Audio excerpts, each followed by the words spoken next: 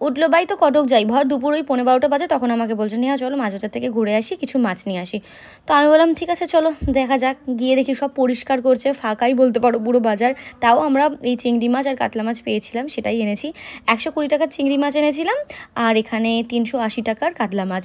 মাছের পিসগুলো অনেক বড় ছিল, তবে জানি না লস হয়েছে না লাভ হয়েছে আমাদের, বুঝতে পারছি না, কেন কি আমিও বাজার করি না, ও বাজার করে না। তো এখানে চিংড়ি মাছটা আমি ছাড়াতে বসেছিলাম, আর মা আমাকে খচাচ্ছিল যে আমি আংটি, তারপরে ওই নোয়া বাঁধানো না আইসি কী বলে, ওটা খুলে রেখে আমি পরিষ্কার করছি, কেন কি যতই ওই সার্ফ বা হ্যান্ড ওয়াশ বা শ্যাম্পু দিয়ে পরিষ্কার করি না কেন, তার একটা কেমন চিংড়ি মাছের একটা গন্ধ থেকে থাকে। আর এদিকে যেহেতু মাছ ফাছগুলো আমি ধুয়েছি, তো মাকে বললাম তুমি পেঁয়াজ লঙ্কাটা কুচিয়ে দাও, এদিকে মাছের ডিমটা ম্যারিনেট করে রাখি, তাহলে টেস্টি হবে, খাওয়ার সময় তো গরম গরম ভাজবে, বেশ ভালো লাগবে। তো সেই জন্য আমি ওইভাবেই আর কি একটু চালের গুঁড়ো দিলাম, আর বেসন দিলাম, একটু নুন, একটু হলুদ, ব্যাস তা দিয়ে একটু চটকে চটকে মেখে নিলাম। তো নুনটা পরিমাণ মতো দিলাম। মা আবার বলছিল যে কতটুকু দেবো না দেবো, কারণ নুনের পরিমাণটা এখনও বুঝে উঠতে পারি না আমি। তো সেই জন্য এই যে ভালো করে মেখে নিলাম।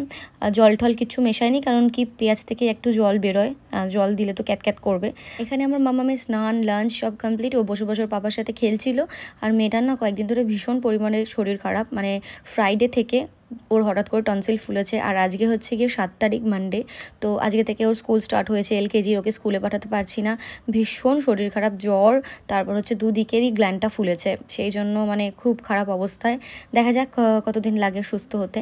এদিকে আমরা লাঞ্চ করতে বসে গেছি, মা আমাকে অনেকটা ভাত দিয়েছে, ভাতটা কমাতে হবে। আজকে লাঞ্চে ছিল হচ্ছে নিম বেগুন আর লাউ চিংড়ি, মাছের ডিম ভাজা, পটল ভাজা, আর সাথে ছিল টক ডাল। এখানে আমার মেয়ে ভিডিও করে দিচ্ছিল, সেই জন্য আমরা সবাই একটু হাসছিলাম, অবাক হয়ে গেছিলাম যে ও সুন্দর করে ভিডিও করে দিতে পারে। তাও করতে চায় না, ওকে জোর জবরদস্তি করাই আমি, এই যে এটা দেবো ওটা দেবো এরকম বলে। লাউ চিংড়িটা না মা দারুণ বানিয়েছিল আজকে, সেই জন্য খেয়ে এরকম এক্সপ্রেশন দিলাম। ডেইলি দুপুরে আমার একটা ন্যাপ নিতেই হয়, না হলে আমার শরীর ভালো লাগে না, মাথাও ঠান্ডা থাকে না। বেশ কিছুদিন ধরে পার্লারে যাওয়া হয় না, আইব্রো করা হয় না, সেই জন্য ভাবলাম বাড়িতেই আমি এটাকে শেভ করি, প্লাস তোমাদের সাথেও শেয়ার করি। মামামের যে বেবি পাউডারটা, সেটা আমি এইভাবে লাগিয়ে নিই, দেন এই ফেশিয়াল রেজারটা দিয়ে আমি আলতো আলতো করে ধৈর্য সহকারে আমি এটাকে ক্লিন করা স্টার্ট করি, মানে এটাকে তোলা স্টার্ট করি। আর এইভাবে করলে না সত্যি ভীষণ টাইম লাগে, আর ধৈর্য নিয়ে করতে হয়, নাহলে যদি একটু বাই চান্স কেটে যায় তাহলে তো পুরো গেল আইব্রো।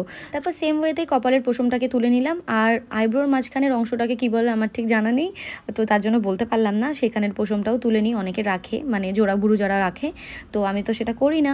আর এখানে যেহেতু আমার ফেশিয়াল হেয়ার রয়েছে অনেকগুলো, সেটা রিমুভ করার জন্য অনেকেই অ্যালোভেরা জেল ইউজ করে, কিন্তু আমার যেহেতু স্যুট করে না, সেই জন্য আমার ময়শ্চারাইজার দিয়েই আমি কাজটা চালিয়ে নিই। এদিকে তো পুরো ফ্রেশ হয়ে গেছি, এবার যতক্ষণ না জল দিয়ে ধুচ্ছি মুখটা বা ফেস ওয়াশ করছি, ততক্ষণ পুরো বোঝা যাবে না, যেহেতু পাউডারটা পুরো খাপচা খাপচা হয়ে মুখে লেগে রয়েছে। ফ্রেশ হওয়ার পর আমি এখানে একটুখানি আলুর রস দিয়ে আইস কিউব করে রেখে দিয়েছিলাম, সেটাই অ্যাপ্লাই করবার। মা বাজারে গেছিলো, তো ওই মামামের জন্য একটা কী বলে কিন্ডার জয় এনেছে, সেটাই আর কি দেখালো। মামাম বলছে আমার ভিডিও করো, সেই জন্য এই ক্লিপসটা তোমাদের সঙ্গে শেয়ার করলাম। এখানে আমি এই যে আইসটা রাব করলাম ফেসে, কি ভাল লাগছিলো, শান্তি লাগছিলো। আলু রসটা দিয়ে না আমার খুব হেল্পফুল হয়েছে, জানো তো, অ্যাকনেরও প্রবলেমটা বেশ রিমুভ হয়, প্লাস স্কিনটাও বেশ একটু ফেয়ারনেস আসে, মানে ন্যাচারাল ব্লিচের কাজ করে আলুর রসে।